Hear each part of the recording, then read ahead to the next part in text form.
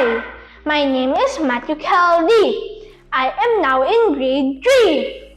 I attended Montessori program when I was in preschool.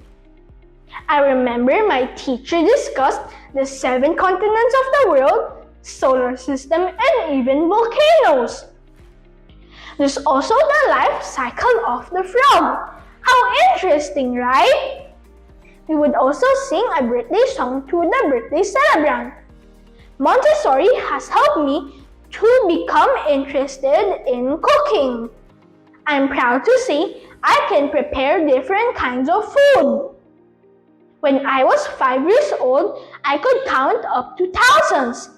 It has helped me in my math skills now that I am in grade school.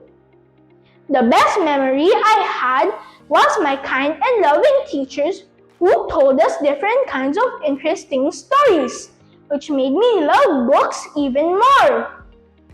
Montessori helped me to become independent, learn to work together, and be a big brother to my younger classmates. I believe Montessori program prepares us children to live the best life. Hi, my name is Jolie Zara K. I am now in grade 5. I attended the Montessori program when I was in preschool. I remember that in Montessori, the teachers there were really friendly and that they provided a lot of activities for us to do. Montessori has helped me a lot with my social skills because it boosted my confidence a lot. So, I recommend Montessori because it gives us a head start in life and it has a lot of other benefits too. Thank you. Hi, I am Darren Andre Yutanyada. I am now in grade 3. I attended Montessori program when I was in preschool. I remembered playing with my friends with blocks and other toys. I remembered cutting and making orange juice. I even learned how to wash the dishes. I always look forward to our activities that we do in the quadrangle because we do a lot of fun activities like exercising. Montessori has helped me a lot. It has helped me to become patient and independent and not to be scared to try new things. Montessori has also taught me about teamwork. It's about helping one another to reach a common goal. When I grow up, I want to become an engineer. I want to build new great things and hopefully become a chess grandmaster like Magnus Carlsen or Gotham Chess. Montessori has helped me a lot. I am thankful for my parents for giving me a Montessori education. Hello everyone, my name is Kyler Rich Shuwakiwako, Guo Kai Sheng. I am now in PYP grade 5. I attended the Montessori program when I was in preschool. I remember we engaged in many activities in class, which I realized further developed my skills. My teachers love to teach and they always encourage us to learn.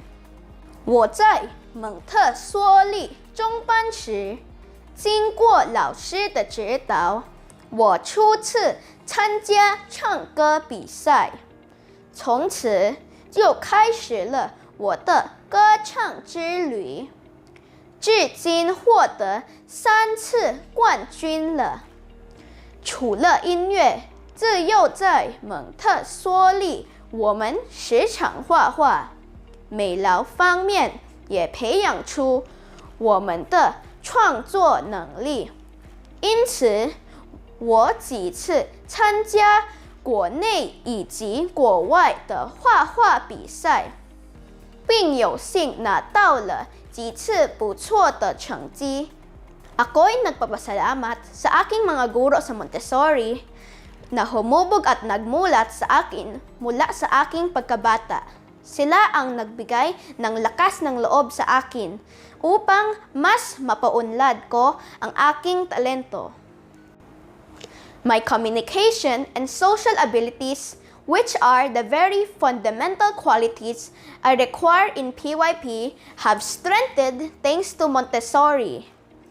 It is currently really helpful to me as I study in IB PYP. Montessori prepares us children for life. Hi, my name is Akia Miyuki Shi. You can call me Miyuki. I am now in PYP Grade 1. I attended the Montessori program when I was in preschool. My favorite subject was integrated science. It is about zoology, where you can color and label the parts.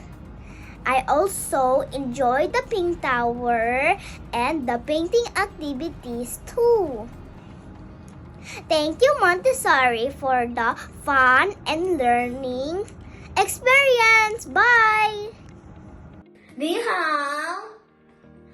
我叫王尚一，我是一年级中的学生。Hi, my name is Rafael Alexander Tan, and I am from grade 1. I attended the Montessori program when I was in preschool. I remember that my teachers are kind and patient. Montessori has helped me to become an independent student. Montessori prepares us children for life. Para na mga kapwa kong bata, ano pa inaantay ninyo? Mag-enroll na kayo sa Chiang Kai-shek College Montessori Program! Salamat po, Sesya Tatya!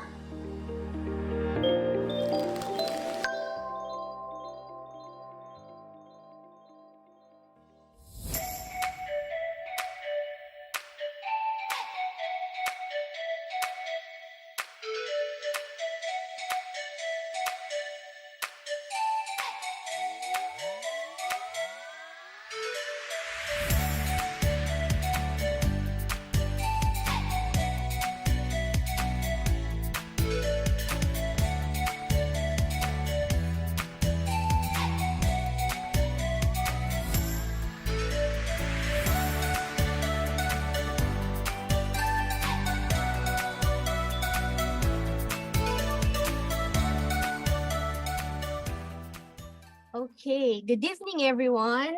I'm Kay Corpus, your host for tonight. We at Chiang Kai-shek College, South Forbes, are delighted to have all of you here tonight. Before we start, let me give some reminders to make sure that our event will run smoothly and pleasant for everyone. So first off, please put your microphone on mute during the presentation. We would love to see your faces, so feel free to open your cameras. However, if there are any distracting backgrounds or you're having your dinner or snacks, then we suggest that you keep it turned off as well. And lastly, should you have any questions during the duration of the presentation, you may write them in the chat box and we will read them during the Q&A. Similar questions will be asked once. So if you feel like asking the question yourself to the speaker, you may do so after her presentation. So we are hoping for your kind cooperation. Now, I would like to acknowledge the presence of the members of the Board of Trustees. First off, Sir Albert Lee, Vice Chairman. So, good evening, sir. Welcome po. Okay, and next, Ma'am Margarita Go, Treasurer. So, good evening, ma'am. Yeah, good evening. Good evening to everyone. Yes po. Okay. Yeah, welcome. Welcome Yes, everyone. so thank you for your presence. And now I think we can get started. So let me introduce to you our speaker for tonight.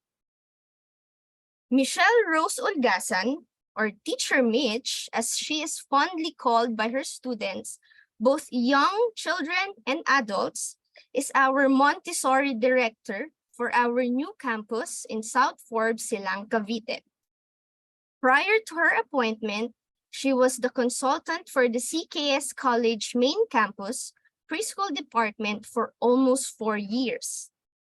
She has been in the field of early childhood education for almost 3 decades now. She is also a licensed practicing teacher in the Philippines. She is also a certified Montessori teacher for children and a trainer for adults. She is one of the instructors and field supervisor of the Montessori Teacher Preparation of the US and the Montessori Institute of Vietnam, which both have affiliation with the American Montessori Society and offer a Montessori education program organized by the Montessori Accreditation Council for Teacher Education, or also known as MACT. Currently, she is the Vice President and the Committee Chair for the Certification Review of the Montessori Institute of America, an internationally recognized organization composed of individuals and school members from all over the United States and some parts of Asia. She is also an education consultant for some schools in the Philippines and also in Asia as well. Without further ado, let me give the floor to Teacher Mitch. Thank you very much, Teacher Kay, for that introduction. And good evening, everyone. It's nice to see so many people join us tonight. So I guess I have to start now so that we can cover as many topics as we can. So let me begin by sharing. Hold on, let me share my presentation with you.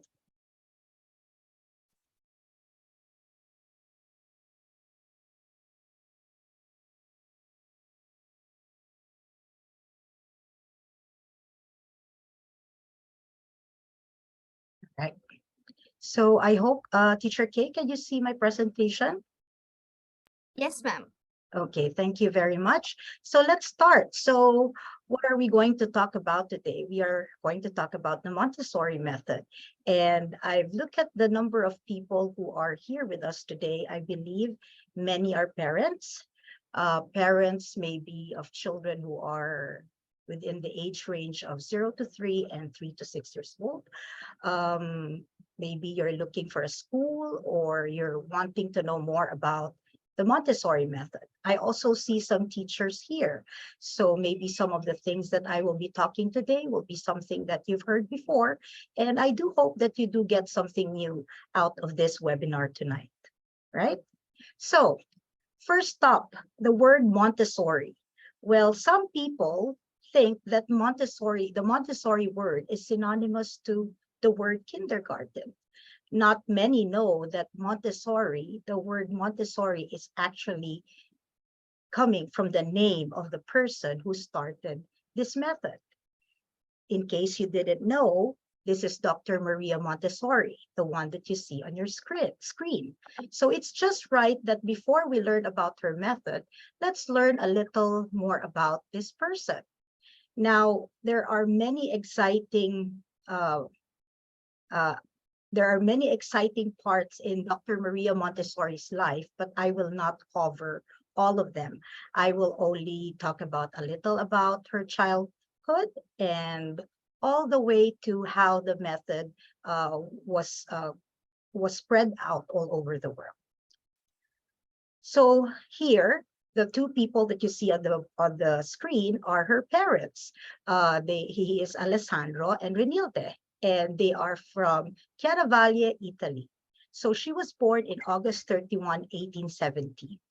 Her father was very conservative. He had the attitude and values of an Italian-style Victorian respectability. Basically, that is a very traditional, and he follows a very traditional way of looking at the role and the responsibilities of the men and the women in the society at that time. However, Dr. Maria's mother was the opposite. She was more accepting to change. In fact, her mom was the big factor why Dr. Maria Montessori pursued her higher education. Now, as a child, so in 1875, the family moved to Rome because of the work of the father. And there, Maria, okay, I'll call her Maria first. Maria went to a primary school in Via di San Nicolo de Tolentino. There, she was not so happy about how the classes were delivered. It was boring and uninspiring for her. She had to sit down all throughout the class and had to listen and had to do a lot of memorization, dictation, and recitation, something that she did not find very interesting. During this time too, the women were taught domestic skills. They were being prepared to become wife and mothers later on, which does not interest Maria at all. She loves math and she wanted to be more.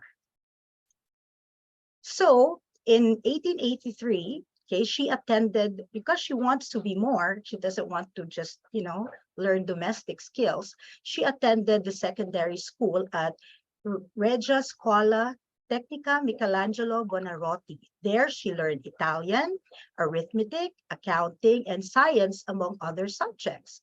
She graduated with a score of 137 out of 150 points. At this time, in 1886, she expressed to her family, or to her mother and her father, her interest of becoming an engineer. Of course, being, his dad being traditional and conservative, he was not excited about this. In fact, he tried to convince Maria to become a teacher instead, which is more acceptable for women to have such career at that time. But of course, Maria, being strong-willed and she know what she wants, and with her mother supporting her, she attended a school. Okay, she was able to convince her parents to send her to the school that she likes, and so there, she enrolled in Reggio Istituto Tecnico Leonardo da Vinci, and she studied in becoming an engineer. But along the way, her interest changed. This time, she developed an interest for science and she wanted to become a doctor. And so she wanted to take up medicine instead. So what she did was they tried to get into the university. It wasn't that easy to enter the university at that time because, as I've said, again, there are some careers that were that are dominated by male or by men and are not so acceptable for women to pursue. But Maria really wanted to become a doctor. And so they got their way, of course, again, with the support of the mother. They were able to talk to some people that helped them enter the university. Now, during that time, there were actually some women in the university, but they were mostly taking up humanities and literature. So Maria didn't like that. Maria wanted to take up medicine. She wanted to become a doctor. And so she started schooling there, but it wasn't that easy. The male classmates that he had, or his classmates, gave her a hard time. They would often try to occupy the front seats and leave no seat for her at all. When they had to dissect a cadaver, she would have to do it by herself. She cannot do it with his male classmates. So there came a point when she just wanted to give up. But there was an incident where when she was walking out of the university, she saw this young boy who was also not so fortunate in life. He was so engrossed, he was so focused on playing with that red paper. She realized then that what the boy was doing, that despite all the challenges that he has in life, he still managed to enjoy and focus on the work that he was doing. So Maria decided to continue on, okay? And in 1896, she graduated. She became one of the first female doctors in Italy. After her graduation, she became an assistant in San Giovanni Hospital, where at that time, her interest turned to women's rights. She was fighting for equality she felt that women at that time were treated second-class citizens. She also fought for women's suffrage, that they will be allowed to vote. And during this time too, she was also a lecturer of the university. She taught women's health and women's rights as well.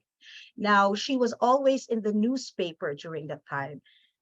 Her father actually was not happy with what he sees on the newspaper, because usually what would be commented on the newspaper is how she looks and how she dresses up. And her father feels that this is no serious work.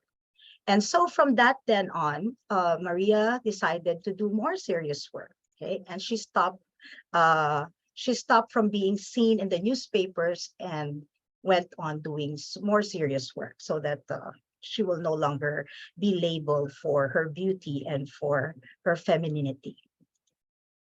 Next, in 1901, she became the co-director along with Giuseppe Montesano, who she had a son. This is Mario Montessori. Now, tonight I will not be talking about their love life, but their love life is also interesting, and also had a big influence in the rest of Dr. Maria Montessori's life and works, but that would be for another day. So these two work together. They in the university's psychiatric clinic.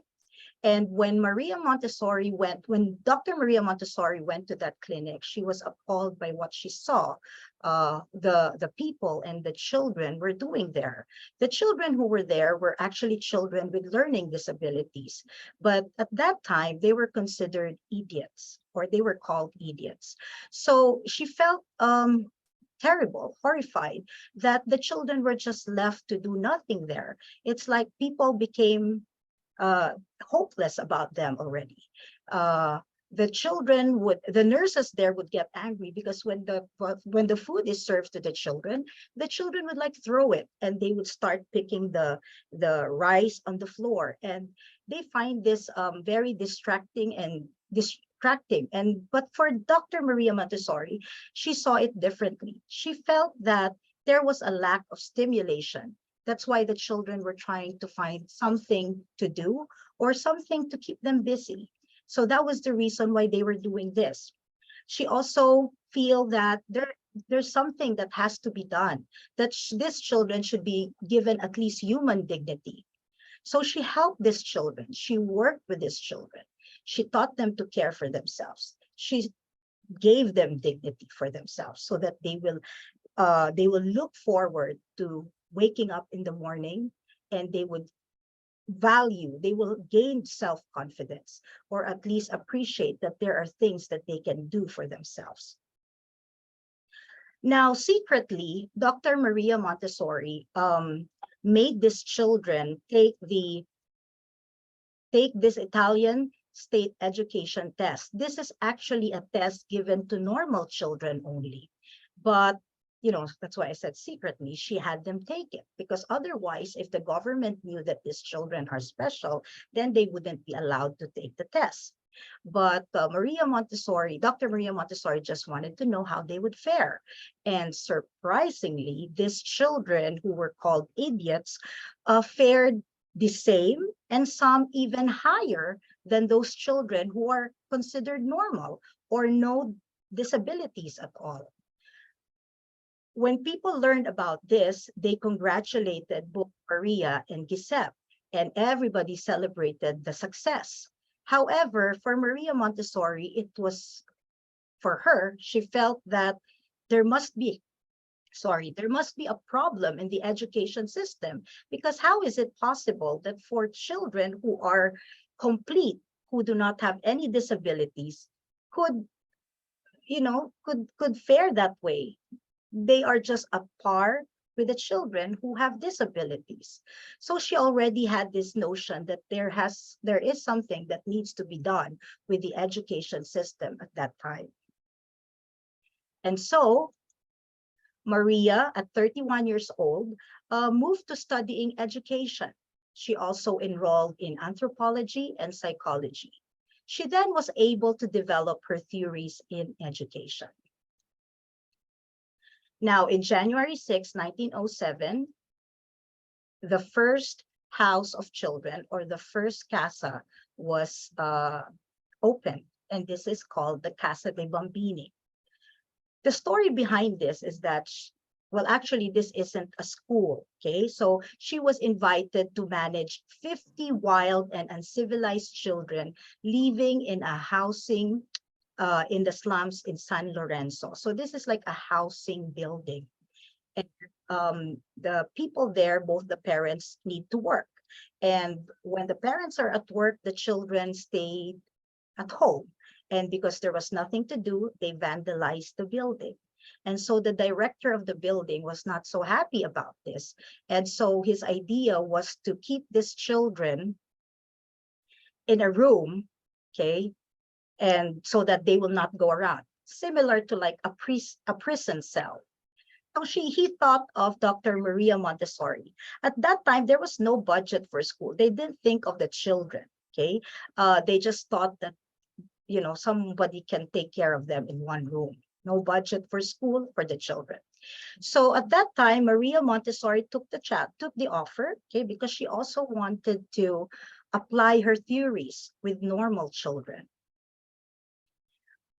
And so she had one person help her, one woman, a 40-year-old woman, to help her in managing these children. She put her in charge of the children. So Maria, she only had one instruction to this lady, or to this woman, that she should not interrupt or interfere the children in their work. So Maria there, because there was no budget for anything, Maria brought her materials from her experimental psychology.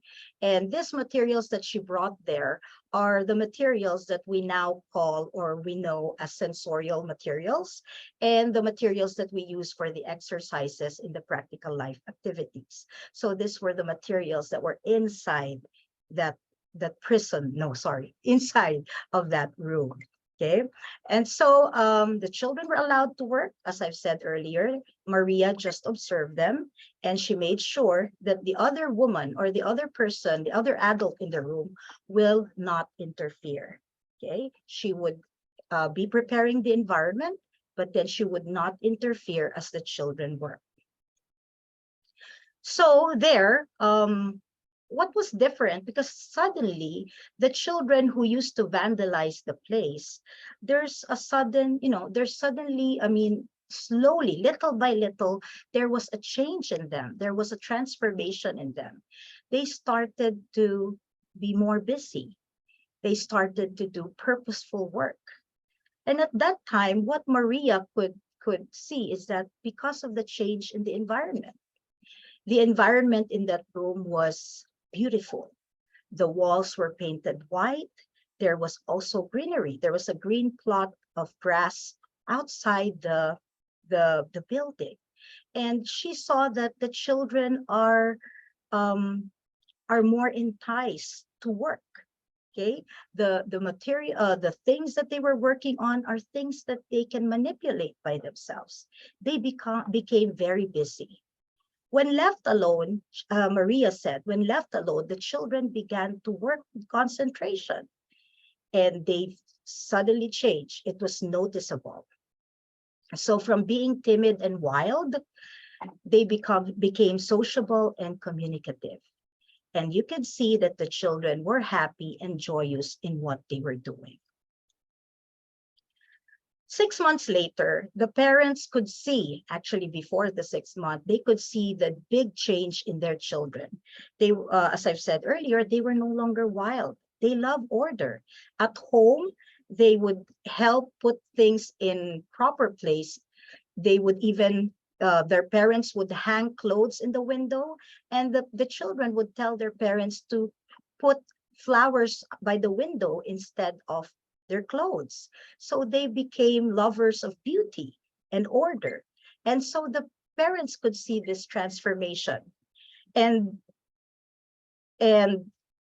after that, the parents actually tried to approach Dr. Maria Montessori and ask them if the children could also be taught They could also be taught to read and write because the parents could not do it because they were illiterate and they will not be able to help their child. Well, what Dr. Maria Montessori did was she gave the children the alphabet. Okay, they analyzed the words for them, that each sound of the word had a symbol. So with that activity came the explosion into writing. Okay, so the children at a very young age was able to read. I mean, was able to write at a very young age without no one um, teaching them how to do it. And so the news spread and the whole world became interested in this phenomenon. They were so young, yet they are able to write early. And then beside writing, these children also, what's so special about these children was that they also loved, they kept working. They worked all the time without being forced by anyone to do so. So the news spread out. It was not only in Italy, it was made known. Uh, it was made known in other places through the stories of the people who have visited Casa de Bambini. It was put in newspapers and magazines, and people from all over the world came to visit and see the Casa de Bambini. And that's where it all started, that people started bringing the method to where they are. Now, I would like to get this quote. It's a quote from the summary of a talk by Dr. Maria Montessori to her students in January 6, 1942, when they celebrated the anniversary of the inauguration day of the first house of children. Who are you? Are you the same children you were before? And I said within myself, perhaps you are those children of whom it was said that they would come to save humanity. If so, I shall follow you. So when asked, what is the curriculum of the Montessori method? And we always say, we follow the child. And that all stemmed from her experience, her observation from the first casa, the Casa de Bambini. So Maria's work was, what did she do? Okay, in order to follow them, she had to give up her being a doctor. Okay, she no longer practiced her being a doctor, and she also gave up her professorship. She did not teach in the university. She felt compelled to follow them, and she was also compelled to find others who could follow them, because she saw in the children that in them is the secret of the soul. So wonderful story, isn't it? So that's the foundation of the Montessori method. We always follow the child. Now here, Maria gave us a universal characteristic of childhood, okay, that according to her, this is true in all children, regardless of, where their origin, their country, where they are born, regardless of that, this is universal, okay, true to all. Now, what are those characteristics? First is that children have the absorbent mind, okay, just like this boy playing here with a sponge, okay? So from birth to 6, children have an impressive and strong ability to learn from the environment. Montessori education defines this ability as the absorbent mind. They are likened to a sponge soaking up knowledge and cultures. So, meaning to say, whatever that is around them, they absorb it, okay? Not only academics, but also values, okay? The values they experience around them, they absorb it, okay? So it is very crucial. This part in a person's in human development, the birth to 6, is very, very important. Okay.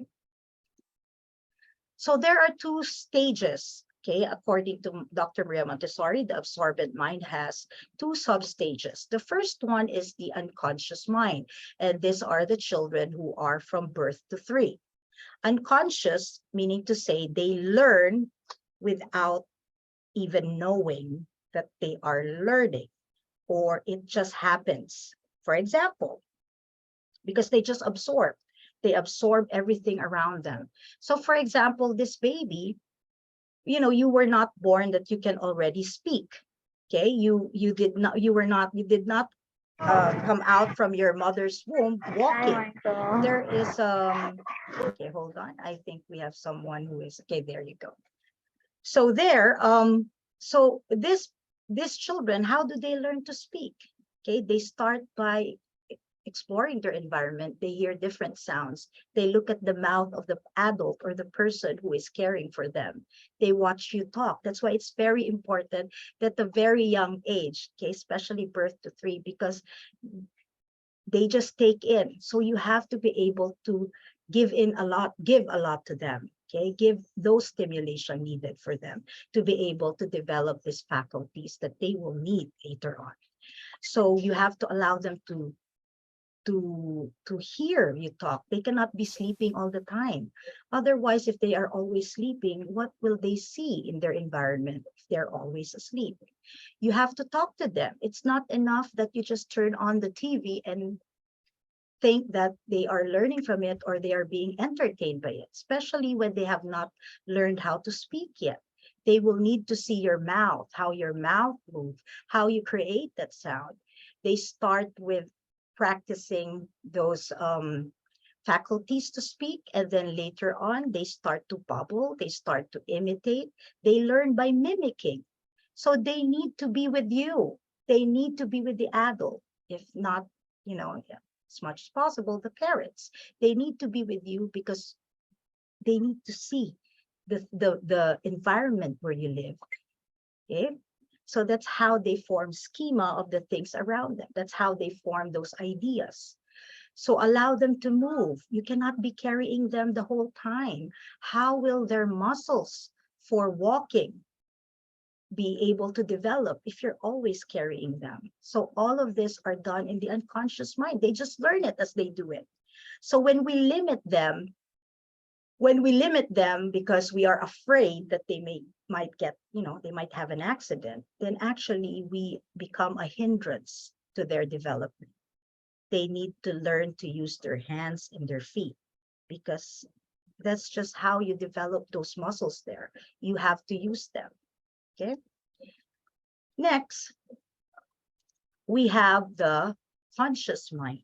All right. So the conscious mind are the children who are under 3 to 6 years old. So now they have developed these faculties that they need. They know that they have, expanding, newly developed faculties and abilities, and they are inclined toward learning things like order, sequencing, music, numbers, and letter sounds, which will eventually lead to math, reading, and writing skills. They act on will. What do I mean by they act on will? They consciously choose the work or the activity that they like to do. They look for a certain experience that interests them.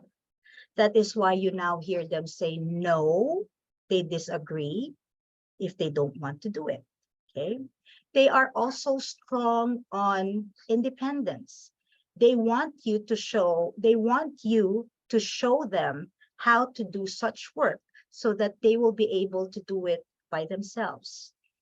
You would notice the characteristic in your children, those of you who have 3 to 6, they would sometimes, they would want some freedom. They would want to be the one to choose what they want to wear. They would, sometimes even get angry when you decide on things for them without them being asked. So the reason for that is because that is the age and that is the characteristic of a conscious mind. So we just have to be able, we just have to be aware of this, and we have to be able to support where they are. So they want, they want to become the master of their own mind, body, and environment. So After absorbent mind, another universal characteristic that Dr. Maria Montessori said is that all children pass through sensitive periods. Okay, so what are those sensitive? Sorry, all right. I wonder why the other picture won't come out. Okay, never mind. All right.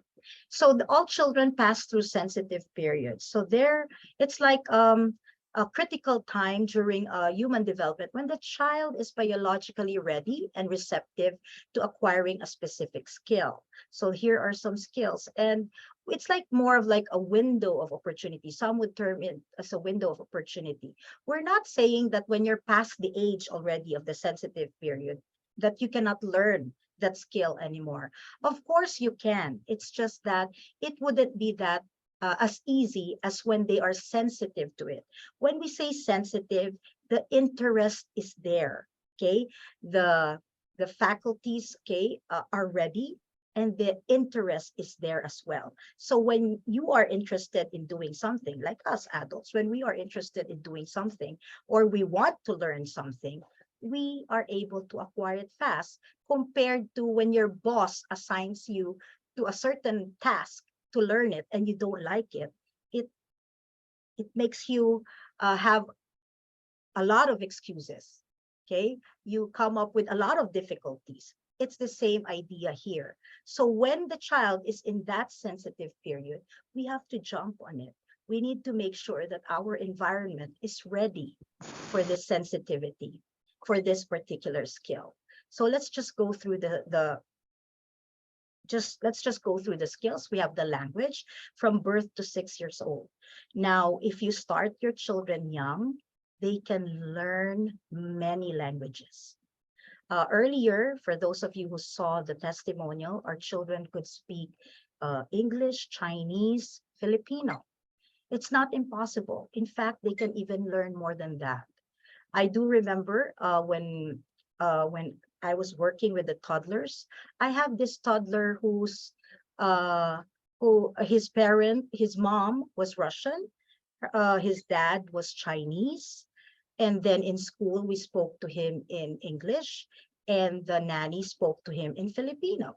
So he was only in toddler, but whenever he faces, we were in a parent-teacher conference at that time, and I was very surprised to witness that, because when he faced the mother, he started speaking in Russian, and then he faced his dad, and he spoke in Chinese. And then I was so surprised that I expressed my awe, and I spoke to him in English, and he responded to me in English. And so the parents told me, oh, at home, we make sure that we only speak that particular language so that he will be immersed in those different languages. So yes, if you want your children to learn different languages, it's best to start while they are young. Okay.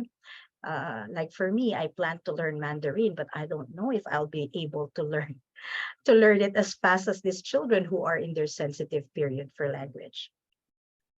Then refining the senses, birth to 5. Okay. So allow them to touch, to feel. If you notice, when children walk, they try to walk and feel the things around them. Sometimes they even taste it. All we have to do really is just to make sure that the environment is safe. Okay, that it is safe for them to explore, rather than always stopping them, always telling them not to. Okay, because how else can we define rough from smooth if we cannot even feel them? How can we say that the food is salty or bitter if we don't even let them try it? Okay, so this is the time when children should be allowed to explore. Oftentimes children are afraid to try because that's what they see among adults. Movement. Okay, from the time they were born, they were already moving. Okay, they may not be walking, but they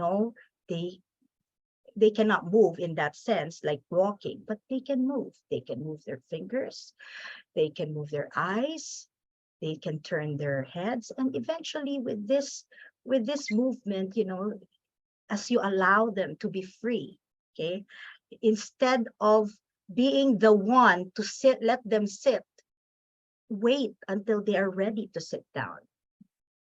Give the space, give the room for them to crawl. Don't worry too much about, if you're worried about the floor being dirty, then clean it so that the child can move. That shouldn't be an excuse why you will not allow your child to move. If you're worried about sockets or tiny things that might be, on the floor or around your house, then make sure that it's child proof so that the child can explore. We should not hinder the child from doing movement or from allowing them to move, because it's important. It's not only the brain, but the muscles. The muscles should also be developed because they will be working together. The brain, the senses, and the muscles. Particular order. So it starts at the age of 1. Okay, when you show them where to put certain things, eventually they will learn where to put it back. I remember I was working with the children. The parent told me that they went on a vacation in this hotel. They did a staycation, and they were so surprised because when they entered the room, they removed their shoes, but they didn't put it in order. But the child she stopped and made sure that all the shoes were lined up, that they were paired and they were lined up. Okay, so they are very particular with order. It's not true that children are disorderly. Okay, you just have to show them where to put all these things, and you have to be consistent about it. If you visit our Montessori classroom, we have very rich environment. We have so many materials.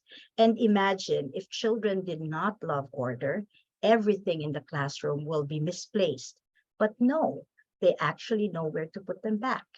In fact, they can even tell you if something is being placed, or if a material is misplaced, or if a piece of the material is missing. They can see this. Okay. Next, toilet training. You might, I do remember in one of the marketing event that we had, a parent told one of the guests said that it's too early for a 3-year-old to learn toilet training. Well, if you look at the sensitive period, if you teach the child, or if you show the child toilet training after that, then that's no longer, he's already past the sensitive period. As young as, they're still babies, you can actually make them participate in changing themselves. It's more of getting them aware of their body clock. So this is the reason why we do not wear diapers, because the diapers do not make them feel, the wetness if they pee. They need to feel uncomfortable so that they become more sensitive of their own body clock. Then sensitivity to small objects. Yes, they like to play with those miniature objects. That's why you will see that a lot of that in our classroom. And we also have music, sensitivity to music. Okay, so the music here, even if you don't like singing, if you don't like dancing, it doesn't mean that you do not show this to the children. Expose them to it. Okay, expose them to it.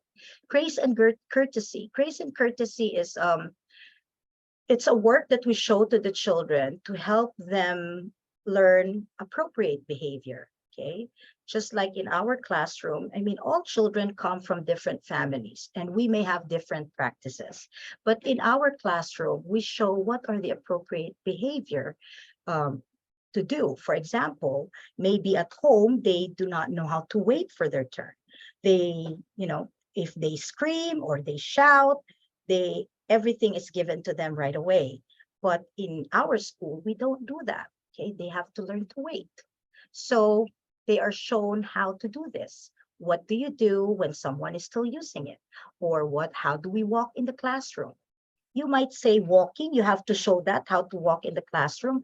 Of course, because some of us, when we walk, we drag our feet.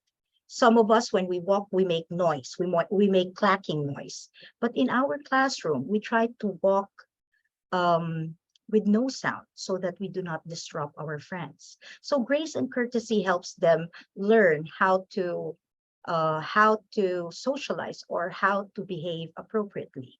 in a certain place and with other people. Then there's sensitivity for reading. Okay, so we want to make sure that we are able to provide to them the pre-reading activities so that when the time comes, when they are sensitive to read, to put these letter sounds together, they are ready for it. Okay, as well as for writing. Some of you, some parents, they worry because at home, the child starts to write on the wall. Well, that's actually your cue that there's a sensitivity at the moment. So what should we do? We shouldn't hide the pens, okay? You find a way that if they like writing on the walls, maybe you can cover your walls with paper or maybe plastic, or maybe you can provide some paper. You can provide the materials that, put it in a certain place where they can just go back there every time they want to do such work. Because when they are in the sensitive period, they will not stop, okay? They will keep on repeating the work until they find satisfaction. So you cannot stop it. So do not fight it, parents and teachers. You have to learn to be sensitive as well to where they are at and what they are sensitive on, and provide that work for them. Okay. Now, next is all children want to learn. You cannot fight this. They all want to learn. Sometimes, you think that they're being nosy. They're not, part of wanting to learn is being nosy. You are curious, okay? You are curious. So we shouldn't be taking this opportunity lightly. If your child asks you a question, please don't answer with sarcasm. Answer them properly. If you do not know the answer, do not invent. You can actually tell them we can find it out together. If you see that there is a certain interest for a topic like dinosaurs or planets, try to equip yourself too, okay? That's how we will be able to support them, because they would always want to learn.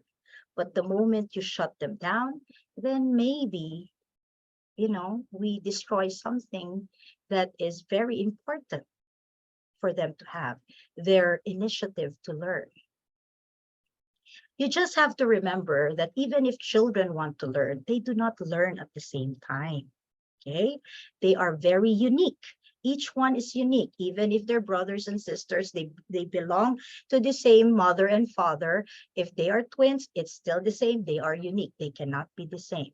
They are capable of learning, but you just have to consider also that there might be difference in the pace that they learn. Some may be fast, some may need some time, some more time.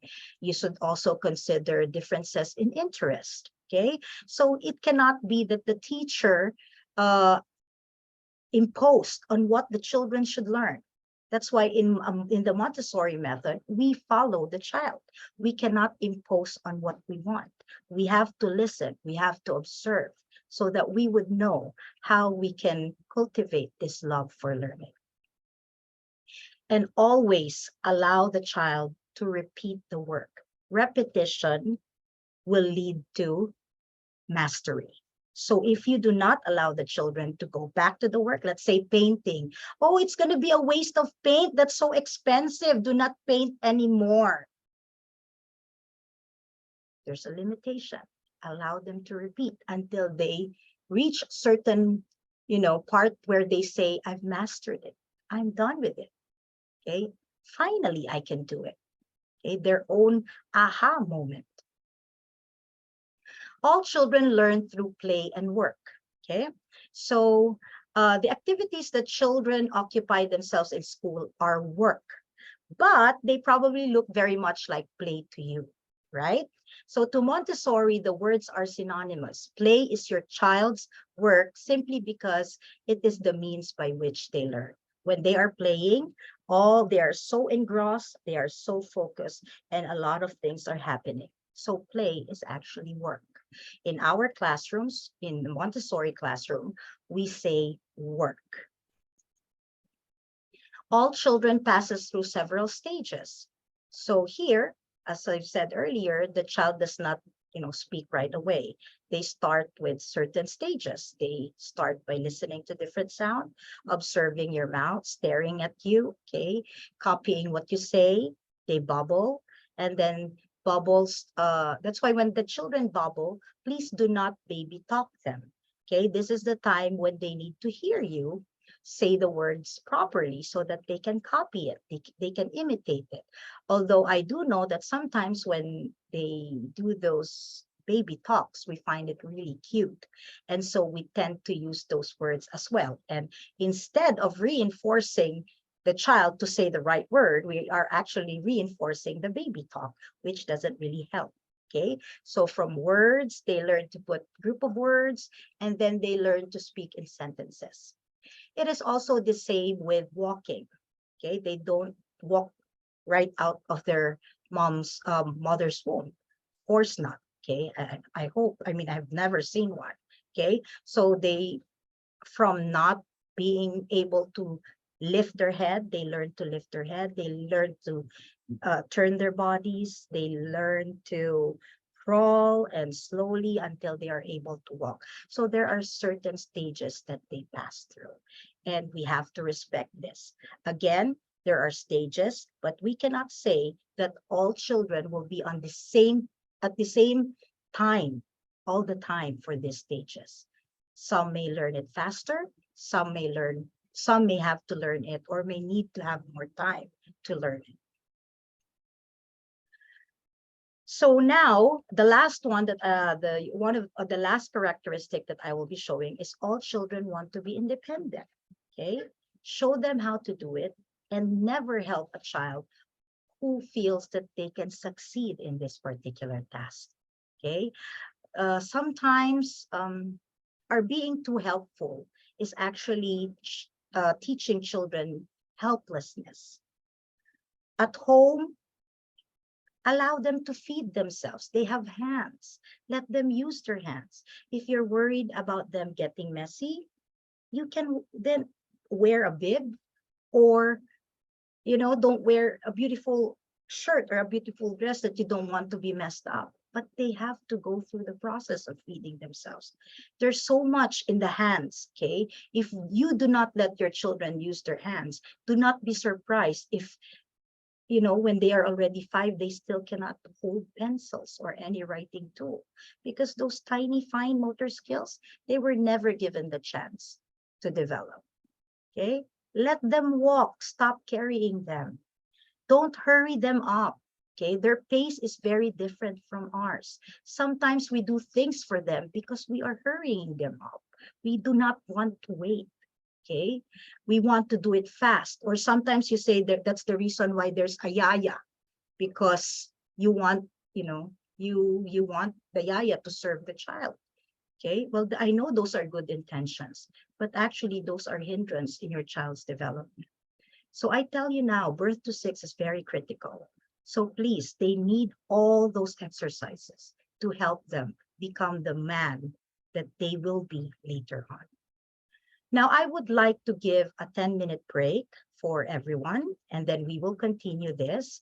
Give you a 10-minute break to go to the toilet or maybe drink some water, and then do please come back. You don't have to leave the room. You just go and let's enjoy our 10 minutes for bathroom break. And for if you're hungry, you can go have some bite, and then please come back after 10 minutes. We will be playing an AVP again, and when the AVP stops, we continue. Okay.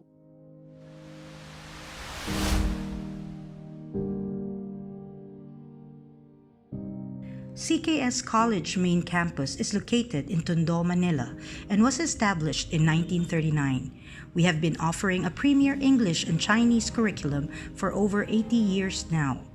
We are proud to say that CKS College has survived many trials, such as the Pacific War and the pandemic. We have waived our resilience in the face of adversity. We take pride in the children that we have molded and who have become successful in their respective chosen professions. Our graduates not only thrive in our country, but globally as well. It is with great pride and excitement to announce that we are expanding and bringing CKS College to the south. Our new campus is located in an 11.4-hectare property in Barangay Puting Kahoy, Silang, Cavite. It aims to have a state-of-the-art facilities which include a multi-purpose building, integrated school building, administrative building, dormitory, grandstand, oval for track and field or soccer events, and competition standard swimming and diving pools that will provide and support a premium educational experience for all the students. This coming school year, 2023-2024, CKS College is offering an authentic Montessori experience to children ages 3 to 5 years old. The early years of a child's life are very crucial in brain development. As Dr. Maria Montessori affirmed, free the child's potential and you will transform him into the world. We want to free the children's potential so they can transform and live meaningfully in their world. We believe through the CKS Montessori program, we can give our children a significant advantage in life. Children develop coordination, order, independence, and concentration. The children learn to carry materials from the shelf to their workplace and return them after use without dropping them on the floor or hitting anyone as they move around the room. Their movement becomes refined as they try to carefully transfer materials that are breakable, long, or heavy. The children watch carefully as their teacher presents the material. They are invited to repeat the work after the teacher. By repeating the work, they remember the order. As they learn more materials, they become independent in choosing their tasks and completing them by themselves. They develop concentration as they focus on completing their work. They become so engrossed in their own work that they are able to isolate themselves from the noise or movement of other children in the classroom. Children enjoy freedom within limits. The children are allowed to move around inside the classroom and choose the work they like to do. They may get the materials from the shelf, provided such work has already been presented to them. They can work individually or with a group of friends. They may ask the teacher to show them a lesson, or the teacher will invite them for work. Though the children are given freedom in the classroom, they are also bound by certain rules or limits that they have to conform to. This freedom within limits are based on the principles of respect for oneself, respect for others, and respect for the environment. Montessori materials allow children to do self-correction. The materials have a special feature that allows the child to correct themselves. The material is so exact and precise that the child will see that if a work is not complete or a mistake has been made, there will be no visual harmony. The children need not depend on a teacher's affirmation for them to know that they have done the work correctly. They do not have to be told that they are wrong or that they do not know how to do the work. Should they encounter any difficulty, the teacher will show the lesson again. Children become active seekers of knowledge.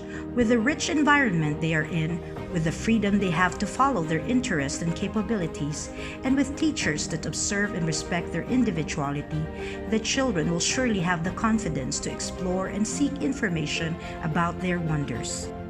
The Montessori classroom recreates the family structure. A Montessori environment adapts to a family-like setup at home, where members of the family vary in age. The older children develop patience and understanding for their younger peers. They can experience guiding, leading, and teaching their younger classmates. They can transfer their knowledge by being a peer mentor and a model in the classroom. On the other hand, the younger children look up to the older children as their inspiration. They become motivated to accomplish tasks that were already performed by the older children. They develop brother and sister relationships where they look after and care for each other. Moreover, having a mixed age class will present different needs in various areas, emotionally, physically, and cognitively.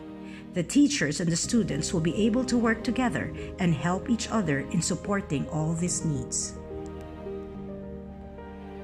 Why choose CKSC Montessori program? We guarantee that your children are in good hands. Our Montessori director in South Forbes has been in the field of early childhood education for almost 3 decades now. She is Michelle Ulgasan, a certified Montessori teacher and trainer who remains steadfast in her passion and commitment to the education of both children and adults. She is one of the instructors and the field supervisor of the Montessori Teacher Preparation of the U.S. and the Montessori Institute of Vietnam, which both have an affiliation with the American Montessori Society, or AMS, and offer a Montessori education program recognized by the Montessori Accreditation Council for Teacher Education, or MACTE. Currently, she is the Vice President and the Committee Chair for the Certification Review of the Montessori Institute of America, an internationally recognized organization composed of individuals and school members from all over the United States and in some parts of Asia. Prior to her appointment, she was the consultant for the CKS College main campus preschool department for almost 4 years. Her high standards, leadership, and wisdom, which she has gained over years of experience, will surely assure you of the quality of the Montessori program that CKS College will provide to the South. Our lead teachers are internationally trained and credentialed by the Montessori Teacher Preparation of the U.S., the Montessori Institute of America, the American Montessori Society, and MACTE. They have received comprehensive training in theories in education, child psychology, classroom observation and management, instruction, and the use and preparation of Montessori materials. They are experienced teachers who have worked with children for many years. Our teachers have a deep respect for children, which is evident in the manner they relate, communicate, and discipline the children in school. We also take pride in our very rich environment. The classrooms are carefully prepared and designed to meet the children's needs and interests. We have equipped the classrooms with Montessori materials for all areas of learning. We have also provided exciting outdoors activities such as gardening, biking, climbing, sliding, and fun sports like soccer and basketball. Our prepared environment will support each child's interests and needs so that they would become well-rounded individuals. We are located on private property. Only authorized persons are allowed to enter. We have security guards at all entrance and exit points, which ensures the safety of your children as you leave them with us. We have a clinic that is visited by a doctor regularly and is regularly manned by a nurse who can aid the children when they are feeling sick. We also have a school driver and a vehicle in case of emergency situations. Multilingual program. We offer a premier Chinese, English, and Filipino program. Our English-Filipino teachers and Chinese teachers stay inside the classroom for the whole duration of the class. This gives your children the opportunity to be immersed in both languages and cultures as well.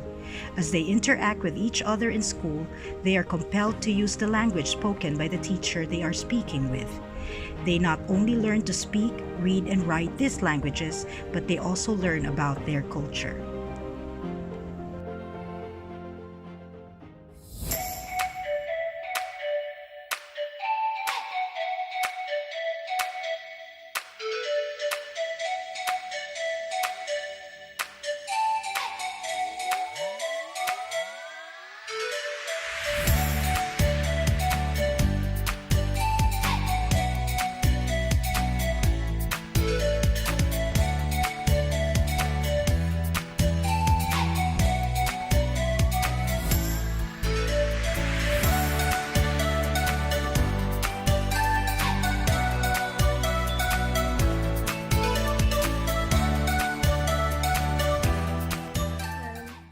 All right, now let's continue. So we stopped with the last characteristic, universal characteristic of childhood. Now let's go to the role of the teacher, the guide, and the adult. So anybody who is working with the children, okay, this is what you need to do, okay? So whether you are at home or in school, this is what we should do. First, oops, right. First is we follow the child. You have to remember, okay? Remember the story of Casa dei Bambini? Okay, that's where the Montessori method stems. We follow the child. How do we follow the child? Do we just let him go around, roam around, and do nothing? Is that following the child? Well, first, you need to learn to observe. When you observe, you remove all your prejudices, okay? Remove your thoughts about how children should be. Just observe, be objective. Write down, take note of what you see the child is doing, like a CCTV camera, okay? You just see things as it happens. You do not judge, you do not interpret, okay?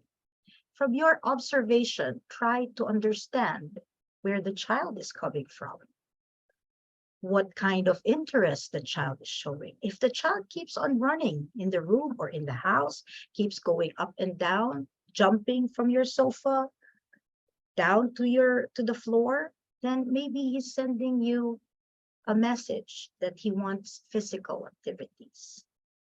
Therefore, maybe you can provide games that will allow him to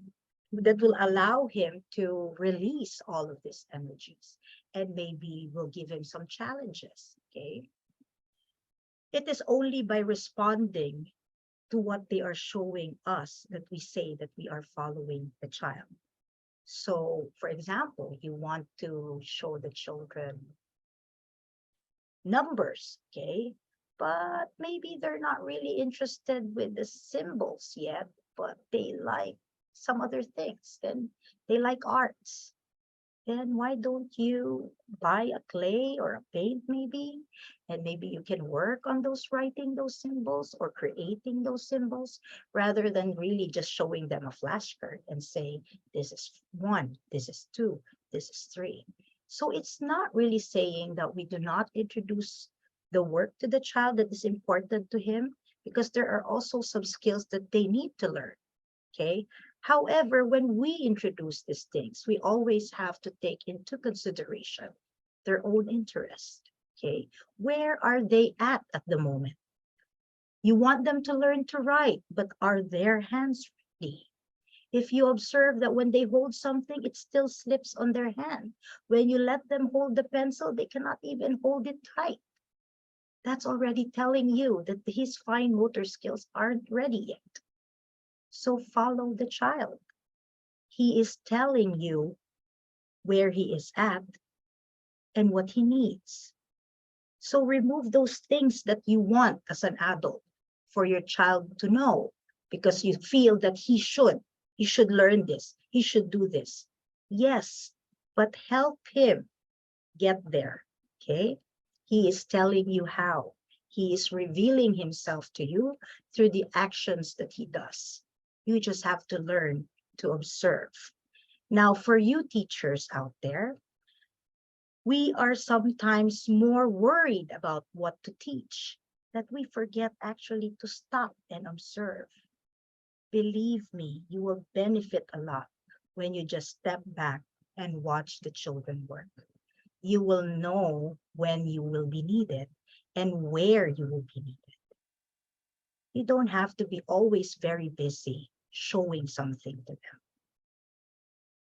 Because, you have to ask yourself, is what you are showing to them, is that something that is coming from the child? Does the child need that? Does he see the importance of doing it? Everything that they do needs to be meaningful and purposeful for them.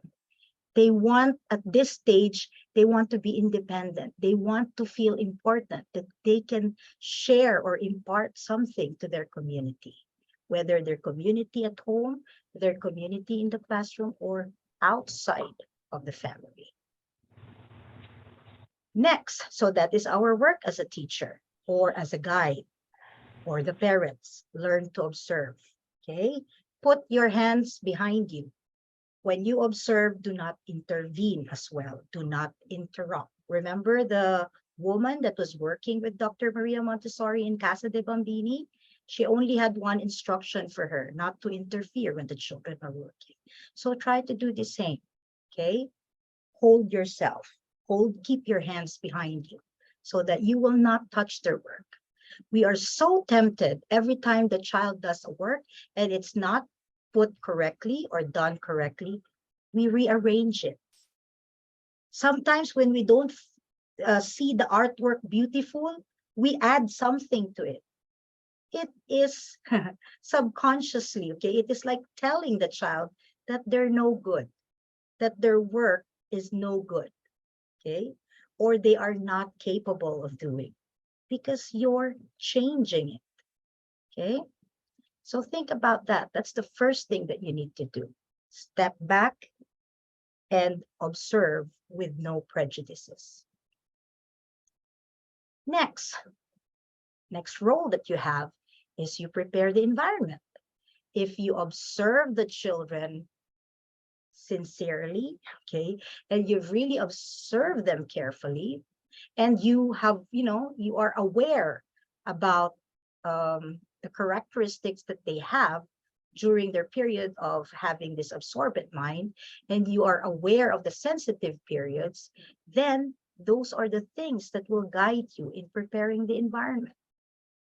Your environment doesn't have to look the same from the day they started in school, or from let's say, for example, the year we started in January, their bedroom. The things that you have in the room, in the house, doesn't have to be the same all the way to December. Of course, it changes because everybody changed. Our interests change, okay? Our needs change. So we have to keep up with those changes all the time. So as the adult or as the guide, that is our work. Keep observing and know what are the things that they need in the environment to support them. Okay. Remember in Casa de Bambini, Maria Montessori said that children taught themselves. How did they teach themselves? They taught themselves by engaging in the environment. So our work, the woman's work in that Casa de Bambini, was to make sure that the environment was ready. Okay. Maria Montessori did the observations. She suggested what should be put in the environment, and they did not interfere. And little by little, transformation was observed in these children. So let's try to do the same. Observe and make sure that the environment is ready or prepared for the child. Link the environment to the child. So how do we do that? Okay, then we show them how to use it. For example, knives. By the way, in Montessori method, we do not use fake things or pretend things. All of the things or materials that we use, especially in the practical life areas, are real materials. Just like in your homes, you have beautiful things in your homes. We also have beautiful things in our classrooms.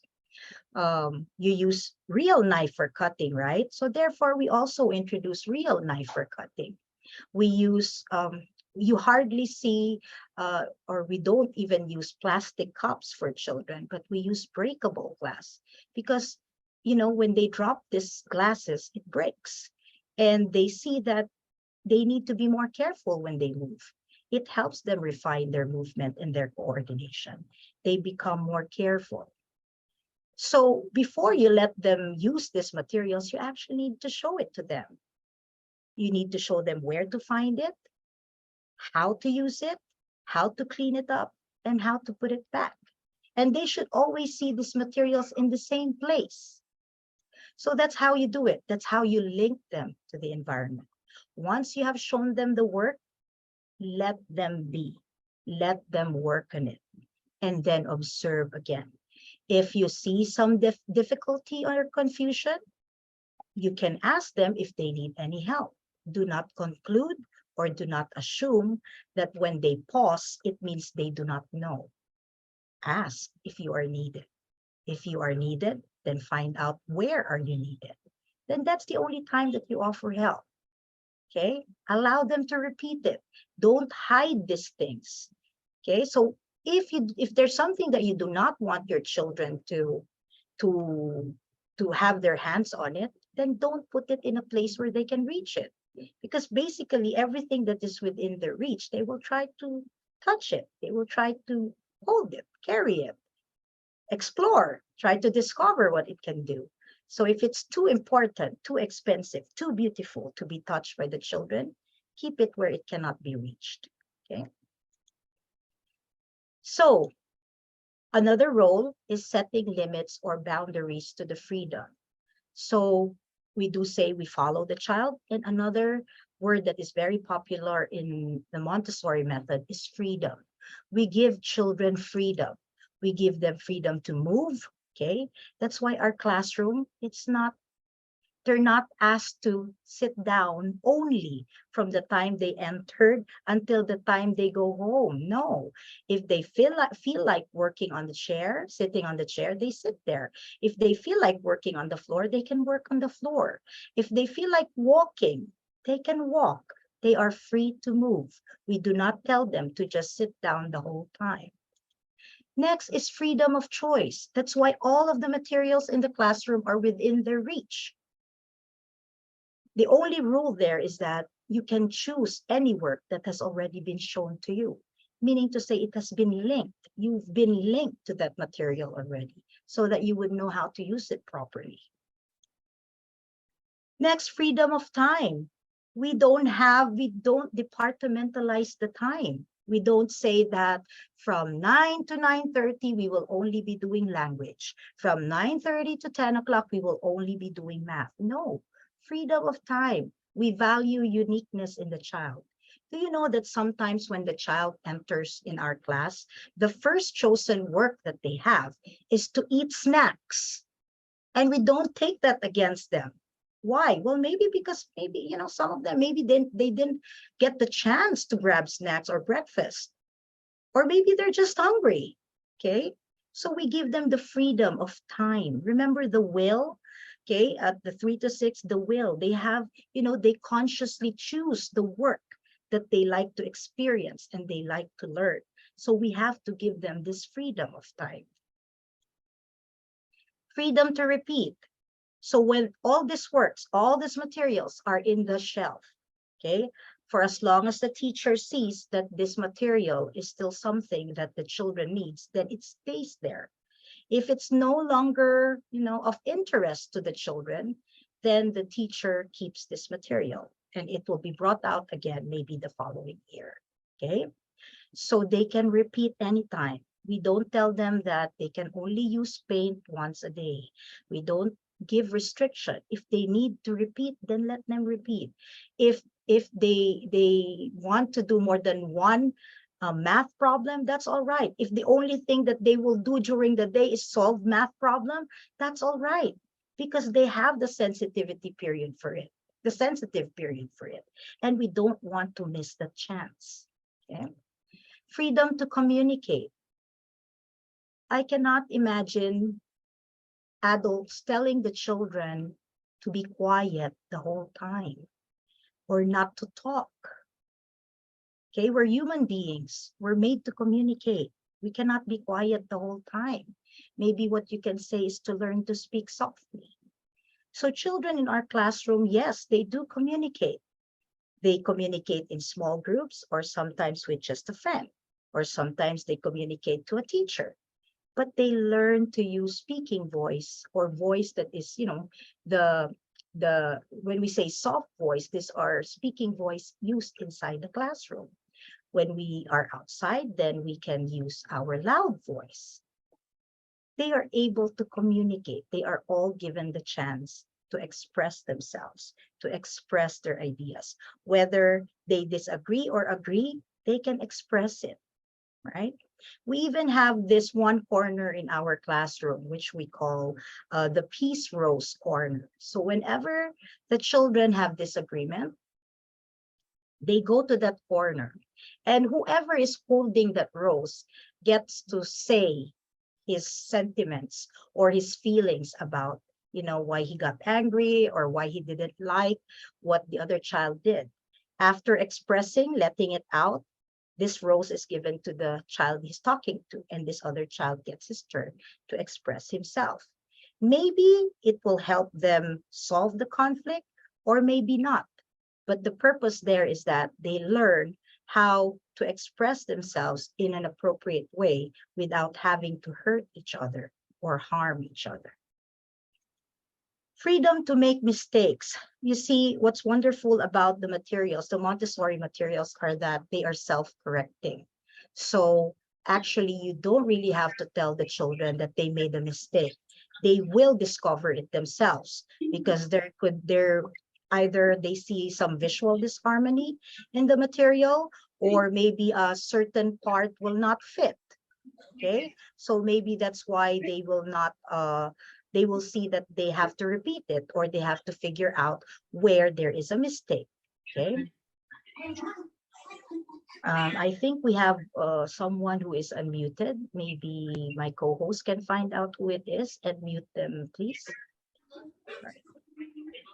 Now, with all this freedom, there should always be boundaries. Yes, freedom with limits. And what are those limits? You only have 3 to remember. Respect for self. Okay, so we show things to the children properly and carefully so that they will not harm themselves. Therefore, if you see them use the materials and you see that they're playing with it and it will harm them, then that's the time you intervene, because this kind of freedom cannot be allowed, because that is no longer respect for self. Respect for others. Yes, we can allow you to communicate with other friends. We can allow you to move. But the moment you become a disruption or a distraction to others' concentration, then we intervene again, because we have to protect everyone's concentration, because concentration leads to bigger academic work later on. Respect for the environment. We show you how to care for our classroom, for our materials. So if we see you misusing them, we see you throwing them, or we see the child misusing them, we see them throwing them or stepping on them or using it for another purpose, which doesn't cover its objective, then we again intervene. So adults steps back and allows children freedom, but if the boundaries, okay, if they are beyond the boundaries, then that's when adults should intervene. Okay, so to sum this up, okay, the 3 essential components in the Montessori method is first the child. Okay, so we've talked about the universal characteristics of the child. You have to remember that. That will be your guide when you create activities or lesson plans for the children. You follow them. Okay, then the environment. The environment should be able to support the needs of the child, the interest of the child, and the adult.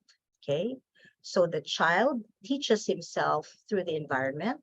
The adult keeps on observing the child. The child reveals himself to the adult through the actions that he does, through the activities that he chooses. And the adult now takes note of all of these observations and makes sure that the environment is always ready for the child. So those are the 3 things that we have to remember. It is our take home for tonight. So let me end with this quote. It is not a prayer, but rather a reminder, and for our teachers, an invocation, a kind of syllabus, our only syllabus. Help us, O God, to enter into the secret of childhood so that we may know, love, and serve the child in accordance with the laws of thy justice and following thy holy will. Thank you very much. And it was a pleasure to speak in front of all of you tonight. Now we will now have our question and answer portion, which will be facilitated by Teacher Kay. Okay, thank you, Teacher Mitch, for that very informative presentation. Now, as a Montessori teacher, I still continue to learn and discover the beauty of the Montessori method. So I hope our participants will feel the same way. So before we go to our next portion of the webinar, I would like to acknowledge the presence of Chiang Kai-shek College President, Sir Judelio Yap. Hi, sir. Okay. All right. So good evening, sir. So anyway, so let's open the floor for the Q&A portion. Okay, let me start with the questions that we have in our chat box. So from Miss Lourdes Barsolaso, sorry if I'm not mentioning your name correctly, but her question is, how do you deal with those students who are not in the mood for learning? Most especially, they have limited time in school. Okay, so first of all, when we say not interested, was that the first one? Not interested in limited time? How do you deal with those students who are not in the mood for Oh, learning? not in the mood. Yes. Okay. Most especially, they have limited time in school. Okay. You see, this is the reason why there is freedom of time. We allow actually children to warm up. Okay. Just like you and me, when we're not in the mood yet, there's no way that I'm going to listen to you. Okay. Sometimes we're not in the mood because we're still sleepy. That's why we're a bit cranky, or maybe we're still hungry, or maybe the lesson is just not interesting at all. Okay, there could be a lot of reasons why they are not in the mood. So the first thing that you need to do is observe what could be the reason. Because the only way for you to address that situation of getting your children in the mood is to know what's causing it, what's delaying, or what do they need, okay, to get them, started. So to be more exact, my answer really is observation. What happens during, because it's important, when does this happen? Does it happen at the beginning of the hour of the 3-hour class, or does it happen in the middle towards the end? When? Because there are a lot of factors. Okay, so I cannot really tell what, but what I can suggest is you observe, so you can identify what is causing it. And it's only through being able to identify it, then you will be able to know what to do. Now, limited time. Then my next question would be, is it departmentalized? Like, is there a specific time that you put to the children, like how many minutes for every subject or something like that? Because honestly, if I will go back to Dr. Maria Montessori's philosophy, we cannot set the time. They have their own pace. Some of them, the same work, some children will do it in a few minutes. Some would do it almost an hour. But it is not up to us to tell them to stop. In fact, when they are not able to finish it and we ran out of time, we actually have this card, which we ask them to put it on their rug, and we let them continue it the next day. We do not pack it away, okay? Because we respect that each one of them has their own time. Okay, so I'm sorry if I'm not too specific in answering your question, but really observe, and as much as possible, be flexible with your time. If you have a class where it says it has to, like, this particular lesson is only done in 30 minutes, then maybe you can play with your time. If the children need more time in math, and you have that particular time, if your school gives particular time for certain subjects, then maybe you need to extend the time, okay, and carry on. You just need to be flexible with children. I hope that helps. Okay, so Miss Lourdes, I hope we answered your question. So we have another question from Miss Steffi. So hi, how about your elementary level? Do you still practice authentic Montessori approach? Do you still have multi-age children in one level, for example, 6 to 9 and 9 to 12?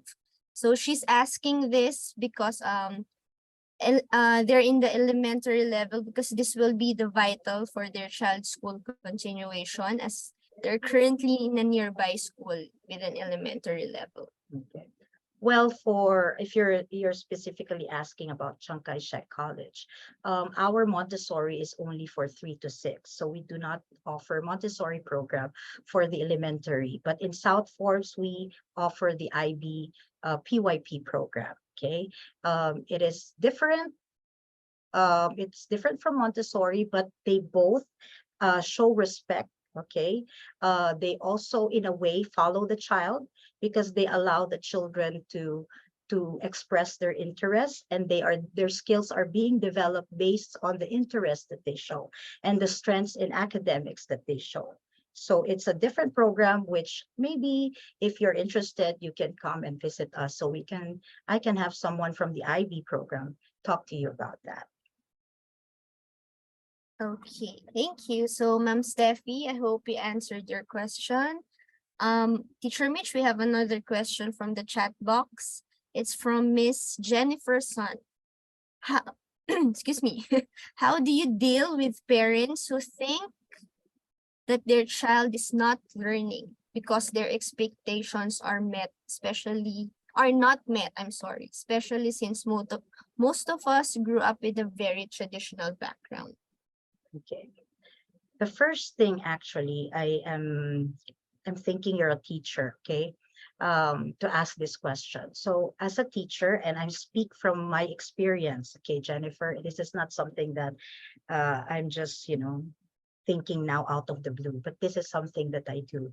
First of all, when parents inquire about your school, you show them your program, you show them the classroom, explain to them what you offer, so that at the very beginning, you both have the same understanding of how their children will be taught, the philosophy of the school, okay, how we will be able to deliver our program.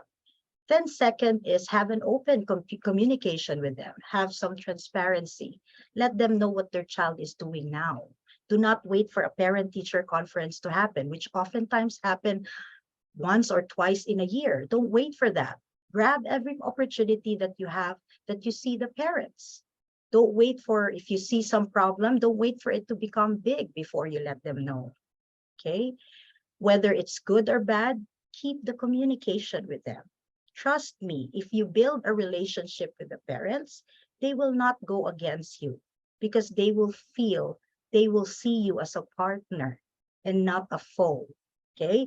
But when every time you just approach them because their child has a problem, they will start to wonder, what you're doing. Because the reason why they send their children to school is because they think you know better. You study the children more. You know how to approach them. So if a problem comes, don't throw the problem back to them. Share the problem with them. And don't wait for it to be big before you tell them about it. So that's how, of course, when a parent does not understand what's going on in the school, and they see that, how come until now my child does not know this and that? Maybe because they've never been informed. They're not updated. Okay. But if they are always part or involved in the process in their child's learning, then they will understand. It may take some time, especially if they insist on their own ways. It's good to still listen to them. Listen to them. I am sure there is something good that they want to say. Okay. But at the same time, you just keep, you be patient in making them understand what you do. So make sure that before you accept them in your school, you have already explained to them what your program is about so that you do not have any problem during the year. And do not oversell your school. Do not say things that you're not offering, because that's where the problem starts. Okay? When you say things and that's not what you really do in the classroom. So the problem starts there.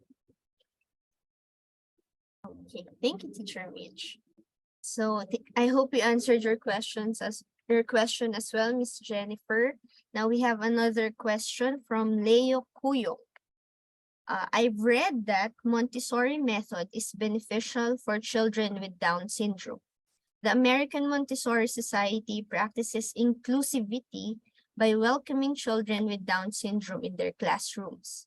Is this also the case for CKS South Forbes campus? Okay. Well, actually, thank you for asking that question. Okay. There are some certain limitations that our teachers can do.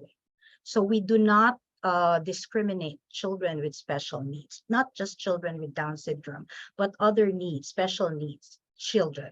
So what we do is first, we assess them. We have a screening. The reason for screening is for us to know if the child is ready for the school or if the teachers are ready for your child. Okay. Once we were done with the screening, we will let you know the evaluation. Should we feel that the child, if the case of the child is something that we can handle in school, then we will tell you what kind of help we will need from you. Oftentimes, we will require you to consistently have your sessions with your therapies, with your visits to your developmental pedia. We need those reports. We need those individual education plan, your IEP, because they will not come from us. But definitely, we will work together with these people who are other people who are working with your children so that we will be able to support. But again, we will have to see your child first, and we will see if we are capable. Okay, because our teachers, the training of the teachers, these certified teachers, they are not trained to handle special children. Yes, the Montessori method, based on the history, it actually started with children with learning disabilities. That's true. Okay. But again, in practice in the classroom, yes, we can do inclusion, but we have limitations to what kind of special need can we actually accept in our classroom. Okay. Thank you, Teacher Mitch. So I hope we answered your question. So we have another one from Iris Nicole Tan. Hi, Montessori method needs to be followed from school to home. Are there any recommendations for those who want to learn more about the Montessori program? Training, for example. Okay, training to become a teacher okay. So yes, it has to be followed up at home. That is why in schools, we encourage for you to have those parent night where you have this discussion among parents. You can help them. You can, you can even have a book reading session. Okay, you can have a parent education class to assist them, to help them. Okay, so that these practices in the school can be carried on at home. Now, if you are an adult who would like to learn more about Montessori, well, there's only one training center here in the Philippines that I know, that I can guarantee you, okay, that has an approved, it's accredited by MACD, and it's with international affiliation, and that is only Montessori Teacher Preparation of the US. So you can Google that up, and you can find out when their next class will start, and maybe you can be part of it if you are someone who is wanting to know more. Okay, but if you're a parent and you just want to know how to extend this at home, you can actually ask your school if they offer parent education classes. Then maybe they can support you in that way. Okay, thank you, Teacher Mitch. So we have another question from Nichelle. Hi, what if the children wants to repeat one activity all over again for one whole week or for months and doesn't want any to try other activity? What will happen to his or her development? Okay, so it shows that the material is interesting. What we would do, okay, what I would do, okay, that because that happened to me before. Okay, I had a kid who was so into planets. Okay, I'm not too familiar with planets, but I ended up having to read more about it so that I could put some challenge in the activity.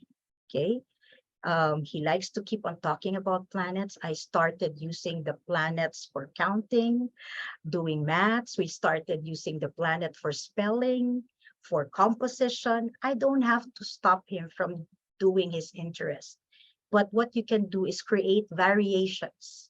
Okay, so teachers are allowed to create variations. You can do different representations if just to make sure that the child is kept challenged. Okay, or you continue to give him stimulation. You can add something to the material to make the material look something new. Okay, and maybe through the new material or to a new point of interest that you add to the material, it could be an introduction to a new possible interests that the child may need. So really, by observing, try to see how you can work around it. Then in this way, you are not actually telling the child that, his interest has to die down now because you're not learning something. How sure are you that they are still not learning? How sure are you that they are not gaining anything from it anymore? Because oftentimes you stop when you have already felt satisfaction, because you know that you have mastered such skill, or you have already exhausted all the information that you want. So maybe they keep repeating such work because they want more. So observe that. What kind of variation can I do? Still using the same interest. How can the child look at this in a different way so that I can continue to stimulate him? I guess that's how we should change our perspective on why the child stays on one particular work or material. Okay, thank you, Teacher Mitch. So we have a follow-up question from Miss Jennifer Sun. Thank you so much for sharing. I have been a teacher for 10 years, and yes, I do agree with you. Establishing a relationship with them is key. Though some parents do have expectations because, for instance, they will be transferring to a traditional school. So they might tell you that they need to already be proficient in reading or etc. Some may mention that they need tutorial sessions because they see a gap in reading or math. How can this be addressed? Hope to hear your insights. Okay. I don't want to belittle other schools or what, but if you are practicing the true Montessori, you will be aware that the scope of the lessons in math, the scope in the lessons in language go as far as, I would say, third grade. So I do not really see how they can be behind. Okay. The last lessons in the language is composition. The lessons in math, they do charts for multiplication and division. I don't see how they can be behind. Okay. We just have to trust. Your best example, really, or the best people to give confidence to your parents are the products of your school. Okay. That's what we would do. We would tell them, you don't have to worry. Do you know where our children are now? They are in these schools. Okay. And they are excelling where they are. So use your children's testimony to prove that the method that you are using in your school works. That's the only way to pacify them. Can you do it? Do you have a question? Okay. All right. Thank you, Teacher Mitch. So we have another question. So, hi, my 5-year-old son is not enjoying writing activities. What activities should I give him to reinforce the skill? Okay. What could be the reason for not wanting to write? Oftentimes their fingers get tired right away. Okay. So you have to observe, how do they write? Maybe the fine motor skills aren't ready yet, so maybe you can help them. We do have a lot of indirect activities like pinching of pegs, or sometimes we let them wash towels because it actually allows them, to do this a lot of squeezing. If you let them do that with no purpose, it's not an exciting thing to do. So we do a lot of works in the hands. We help them in the kitchen. We let them help us prepare snacks and lunch. Okay. When they prepare food, sometimes we bring out malunggay leaves and we let them remove those leaves, which actually trains their fingers in the tripod grip, or we let them do peeling. Okay. This strengthens their pressure, okay, when they hold things, okay, which is very necessary for writing. We also let them do rolling of rods or squeezing a towel, because this allows fluidity in the movement of the wrist, which allows them to write strokes, different strokes in writing. Okay, because let's say, for example, the small letter A, you would have to have a circular and then a straight line. And there's a lot of movement going on. Now, also observe your child. How do they write? Do they write having to move the entire arm? Because they're not supposed to move the entire arm when they write. It's only the hand. That's why there's so much energy being used that they get tired easily. So try to see, maybe this interest is coming because it tires him right away, or maybe what you are making him write is boring. Okay, maybe you're having him to keep on tracing dots. Maybe there are other ways. Maybe you can do coloring. Okay, you can do a game. Okay, you can play a game where he can start writing, forming these letters, but not like having to write several tracing activities. Okay, that could be very boring. Okay, that could be one reason. Okay, so I hope that helps. Okay. So I think we can still accommodate 2 questions, Teacher Mitch, because of the time constraint. So one question is, when is the enrollment in brochures? Are there any brochures available? From Leo Cuyo. Okay, sir, you can check out our website, okay, /South Forbes. You will get more information there. We also have you can also call the admissions office.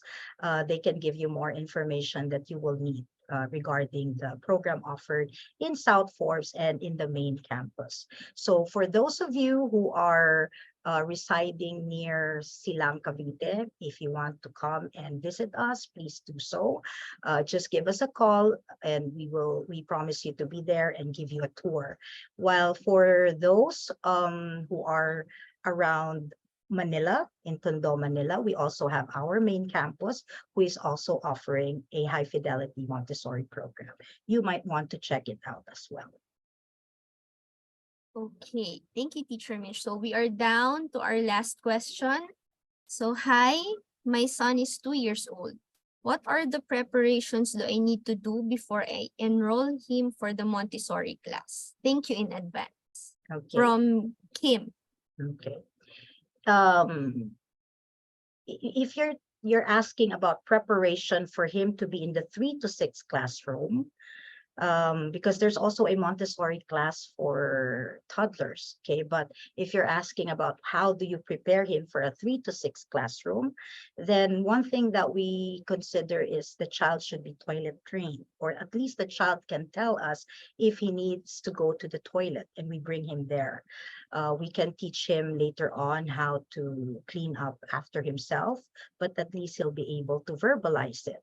Next is that the movement and the body coordination of the child should already be good, meaning to say they are no longer wobbling.